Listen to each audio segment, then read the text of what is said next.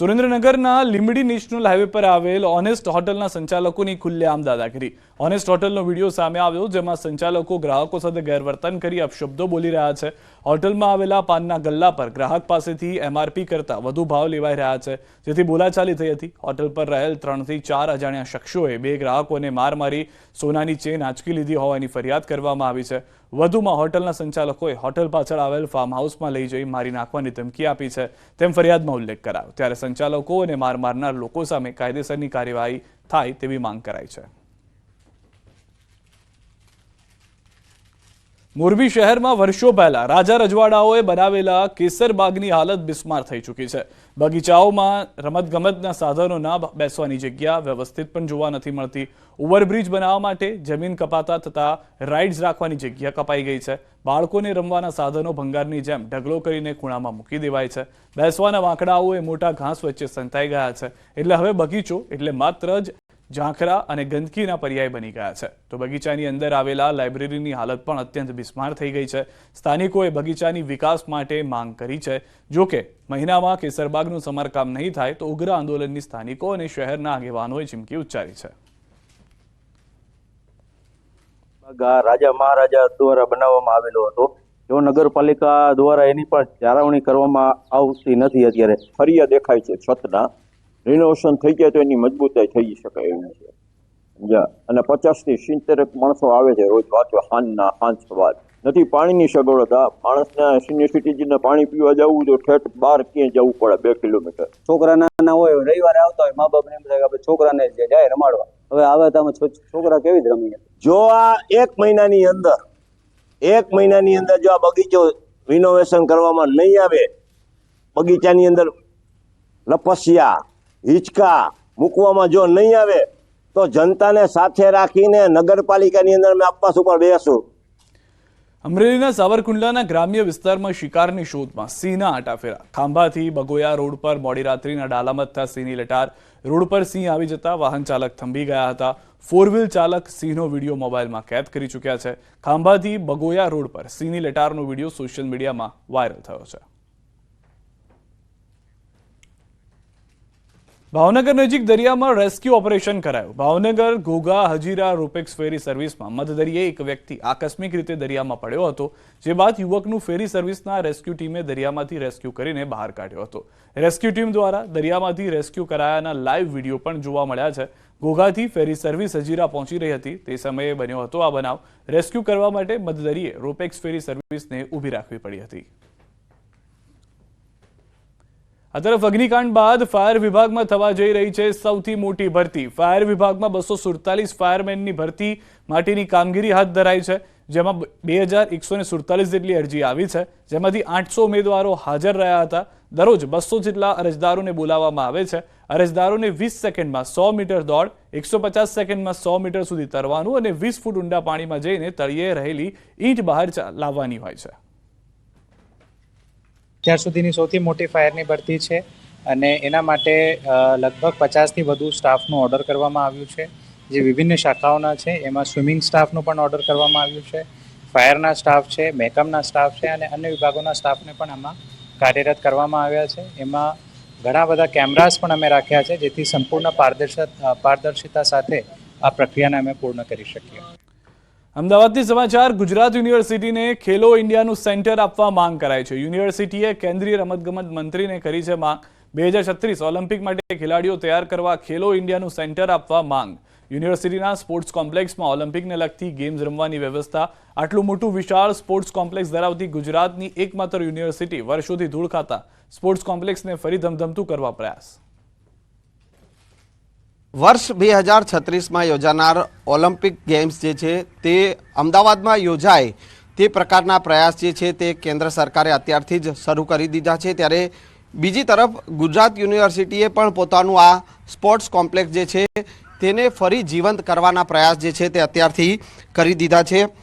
गुजरात यूनिवर्सिटीए पोतानुं आ sports complex जे छे के त्यां खेलो इंडियानुं सेंटर बने ते प्रकारना प्रयास शरू कर्या छे अने ते माटे केंद्रीय रमतगमत मंत्री ने आ मांग करवामां आवी छे कि खेलो इंडियानुं सेंटर अहींया आपवामां आवे।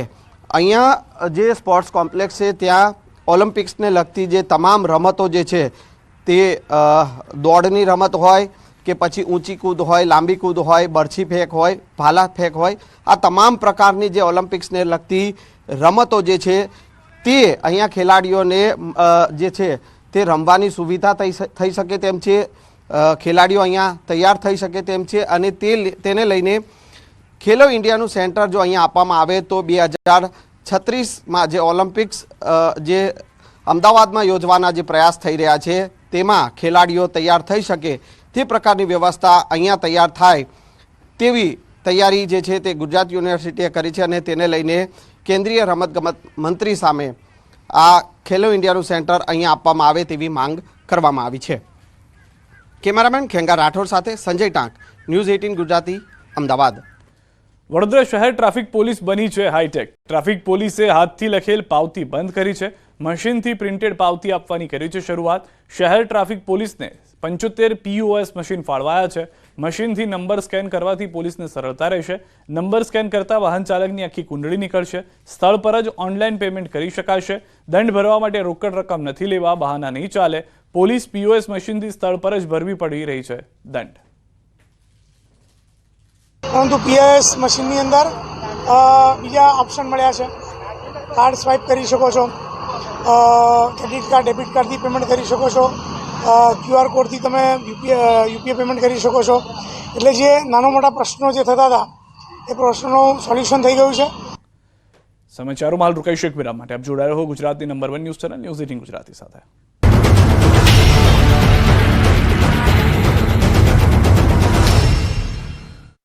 हमारे यहाँ મોરબીના ટંકારામાં હાઈ પ્રોફાઇલ જુગારધામ મામલે જવાબદાર અધિકારીઓ પર સકંજો કસાય તેવી શક્યતાઓ. અધિકારીઓની સંડોવણીની ચર્ચા વચ્ચે એસએમસીની ટીમના ટંકારામાં ધામા. 1 મહિના પહેલા ટંકારામાં પોલીસે હાઈ પ્રોફાઇલ જુગારધામ પર રેડ પાડી હતી. ટંકારાના કમ્ફર્ટ રિસોર્ટમાં ટોકન દ્વારા જુગારધામ ચલાવવામાં આવી રહ્યું હતું. પોલીસે જે તે સમયે 9 જુગારીઓ સહિત 63 લાખના મુદ્દામાલને જપ્ત કર્યો હતો. પરંતુ હવે રેડમાં ગેરરીતિ થઈ હોવાની શક્યતાઓ સેવાઈ રહી છે, જેને લઈ સ્ટેટ મોનિટરિંગ સેલના ડીઆઈજી નિર્લિપ્ત રાય અને ડીવાયએસપી કેટી કામરિયાની ટીમે ટંકારામાં ધામા નાખ્યા છે. ટંકારાના પીઆઈ YK ગોહિલને લીવ રિઝર્વમાં મુકાયા છે. સાથે અન્ય હેડ કોન્સ્ટેબલોની જિલ્લા બહાર બદલી કરવામાં આવી છે. રેડમાં અધિકારીઓની સંડોવણી વચ્ચે સ્ટેટ મોનિટરિંગ સેલની ટીમે પણ તપાસનો ધમધમાટ શરૂ કર્યો છે. ત્યારે આગામી દિવસોમાં કેટલાક અધિકારીઓ પર પણ કાયદાનો ગાળિયો કસાય તેવી શક્યતાઓ જોવાઈ રહી છે. ભરૂચના ઈખર ગામમાં તબીબી પ્રેક્ટિસ કરતા doctor Basir Ahmed ઇબ્રાહીમને digital arrest કરી 14 લાખ રૂપિયા પડાવ્યા હતા. સપ્ટેમ્બર મહિનામાં આરોપીએ કોલ કરી પોતાનું નામ રાહુલ કુમાર જણાવ્યું અને તે ટેલિકોમ રેગ્યુલેટરી ઓથોરિટી ઓફ ઇન્ડિયાના નવા અધિકારીની ઓળખ આપી. ફરિયાદીએ મુંબઈમાંથી ખરીદી કરેલા સિમ કાર્ડનો નંબર કેનેરા બેંકના એકાઉન્ટમાં લિંક કરવામાં.